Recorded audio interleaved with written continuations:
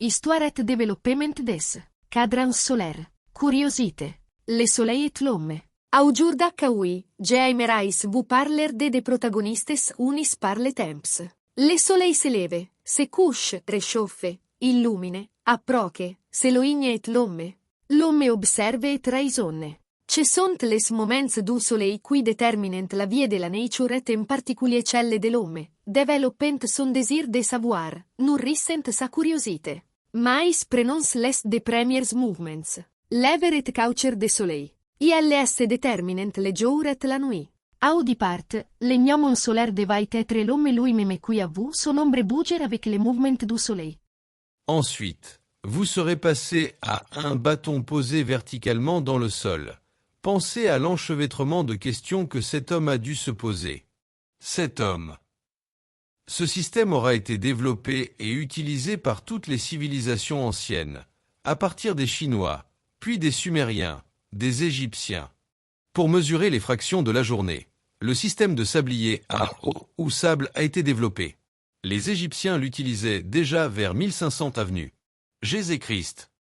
Passons maintenant aux cadrans solaires, qui ne sont rien d'autre que le développement du bâton placé verticalement dans le sol. Les cadrans solaires sont nés en Chine, puis sont arrivés en Europe grâce à Babylone et à sa culture. Voici quelques types de cadrans solaires verticaux les plus utilisés. Le cadran solaire babylonique. Les heures babyloniennes utilisées par les anciens babyloniens divisent la journée en 24 heures à partir de l'aube. Italique du crépuscule à l'aube. Il divise la journée en 24 heures et marque les heures commençant par la veille.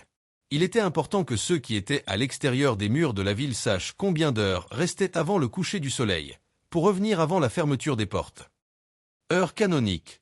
C'est un type très ancien de cadran solaire qui a été introduit par saint Benoît de Norcy dans sa Regola Monachorum, pour marquer les moments de travail et de prière, et il y avait des graffitis sur les murs.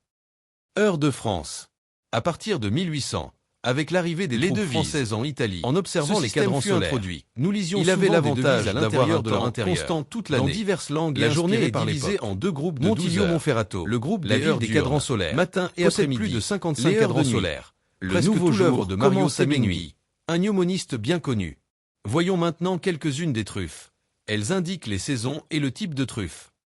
Voici un cadran solaire avec une erreur délibérée. Le numéro 7 manque. L'ombre du toit n'a pas été prise en compte. Ce cadran solaire est écrit en japonais avec une traduction qui a une histoire. Mario Tebengi, un gnonomiste renommé, construisait un cadran solaire au restaurant Breya à Montmagno, quand il entendit une petite voix chanter, mais il ne comprenait pas les paroles. Elle était forcément en japonais. C'était une fille japonaise qui chantait. Il suivait un cours de cuisine. On ne sait pas comment ils se comprenaient, mais ils parlaient du soleil et cela suffisait. En plus des cadrans solaires verticaux, il existe des cadrans solaires horizontaux. On les trouve généralement dans les parcs et les endroits ensoleillés. Une curiosité, ils vendaient aussi des cadrans solaires horizontaux pour les poignets.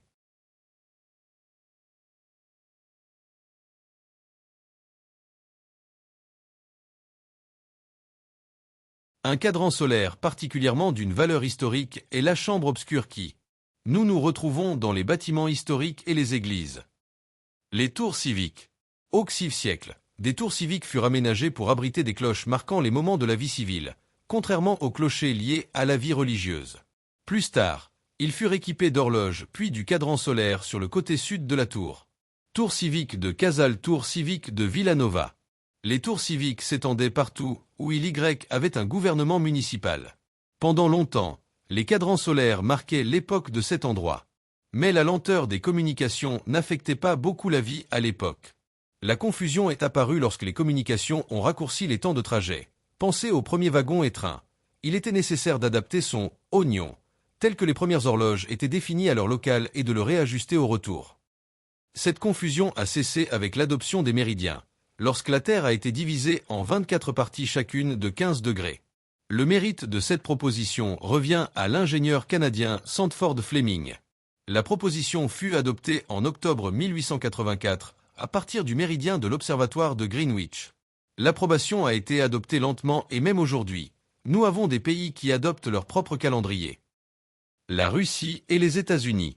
Le grand Diomède inhabité appartient à la Russie. Le petit Dionette appartient aux États-Unis et est habité.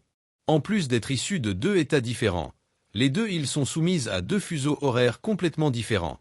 Le grand Diomède russe a plus 19 heures, le petit Diomède américain 2 heures, donc le grand Diomède a 21 heures d'avance sur le petit Diomède. Les deux îles sont situées à des jours différents et sont également appelées l'île d'hier et l'île de demain.